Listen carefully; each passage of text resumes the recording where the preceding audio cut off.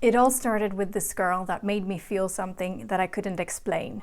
I thought it was best friend feelings, but it was lesbian feelings. In this video, I'm going to break down how to know if you're a lesbian or a bisexual. I've been both, so I know the difference. Hi, I'm Camilla. I'm an ex-burned out corporate girly on a mission to live in alignment with me and not the fucking norm, and to inspire you to do the same. I make videos for unicorns like you, spiritual, growth-minded women who crave freedom to live a life on your terms. So if you clicked on this video, you probably already know that you like women, because in being lesbian and in being bisexual, it all includes being interested in a woman. So the question is, should men be in the equation at all? I actually started out as a lesbian only. I was super attracted to women and super repelled by men. And I actually fell in love with my best friend, who was a girl, during that period. And it wasn't until I was 21 that I fell in love with a man for the first time. And after that, I've been a bisexual. And so I can really relate to being a lesbian only and being a bisexual. And I hope that my experience can help you gain some clarity.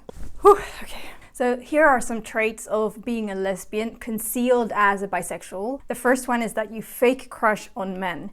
And I feel like this is almost like a societal pressure thing, that you can fake obsess with men even though you actually feel nothing inside. I used to paint like hearts around boys' names, but I felt nothing inside. So that's one to look out for.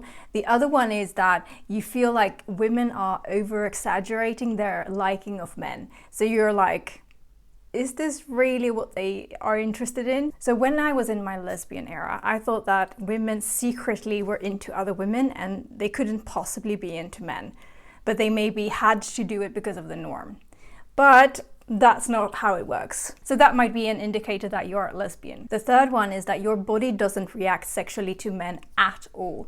And you kind of also feel repelled to men, or you feel nothing. And the fourth trait is that you get very triggered when people ask you if you're into men, or like, how's it going with boys? Or do you have a boyfriend? Because I remember in my teenage years when someone would ask me this, I was like snapping so quickly. And I was like, yeah, or a girl. Like, it could be a girl. Why are you assuming that I'm just heterosexual?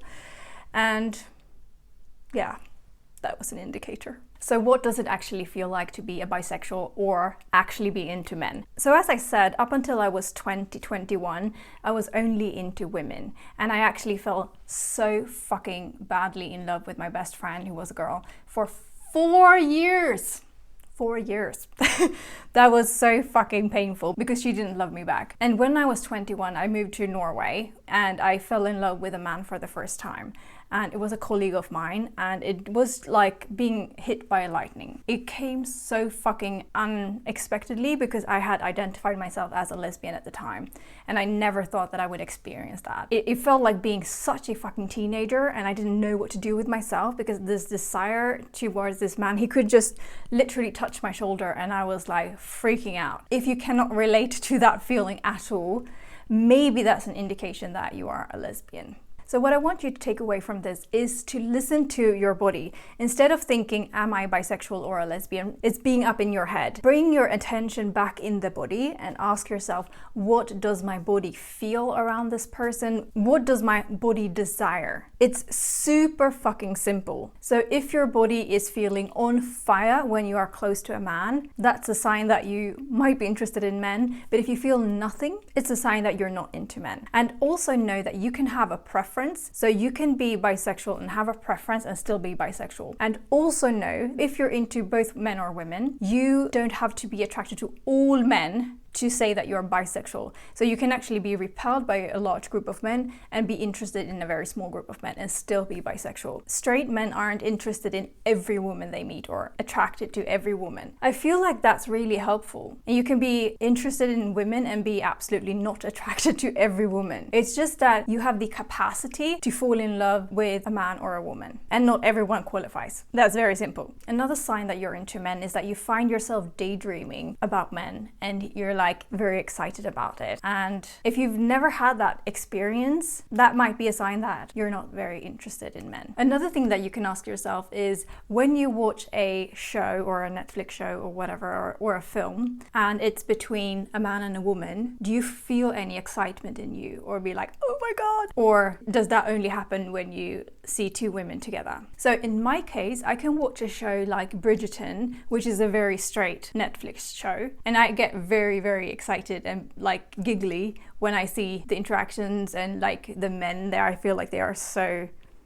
like gentlemanish, and I love it so much. But I equally get excited when I look at, you know, a show like Dickinson, which is has a lesbian love story in it. So if you feel only excitement when you watch a gay love story, might be an indication for you. So while we are on the topic of being gay or bisexual, I feel like a big part of being in the gay community is feeling some kind of shame or unsafety around your sexuality. And I want to touch on that because it's really, really important. And this has helped me overcome any kind of fear or shame around my sexuality. And the first one is that acknowledging that homosexuality exists among so fucking many species in nature. And I feel like that is a very clear indicator that homosexuality is actually a part of nature. It's not a part of reproduction, obviously. It's a part of nature, and therefore it's natural. Another huge thing that we have to overcome is to distinguish between what is actually disgusting and what is not. A part of being homosexual, some people may feel like they are a disgusting person. So what is actually disgusting? It's forcing your sexuality onto someone, or exploiting someone,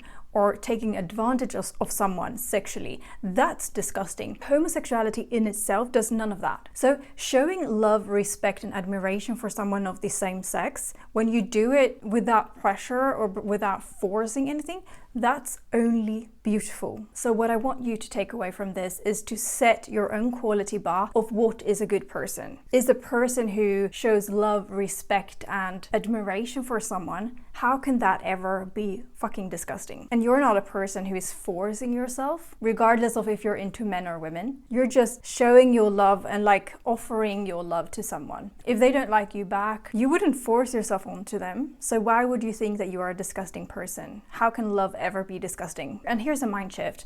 Isn't it more constructive to embrace yourself fully when you cannot change who you are?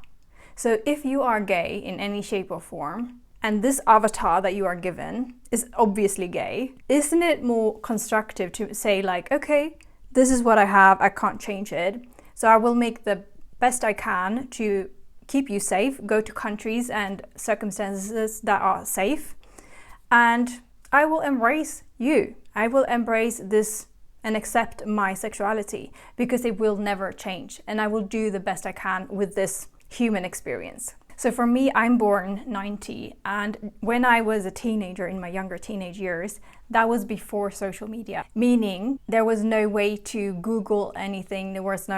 The only way I could learn about homosexuality was through my parents, my family, and friends in school. During the time, I was super in love with my best friend. I didn't even know that that was gay feelings. I only thought that that was best friend's feelings because I didn't even know homosexuality existed because there was no way to Google it. There was no social media. Yeah, it's just so crazy to me and mind-blowing to me how much things have changed. And I love that for you because I assume that you are younger than me. The only rule I have now that I'm bisexual is I cannot under any circumstance be attracted to the woman I'm friends with. I will fucking never ever put myself in a situation where I might fall in love with a straight woman again, because that is so fucking painful, because there is no hope on this planet. If you liked this video, I think you would love my newsletter where I share tips and tricks on how to overcome limiting beliefs so that you can be the best version of yourself. I hope to see you there. Thank you for watching. Bye! Mama,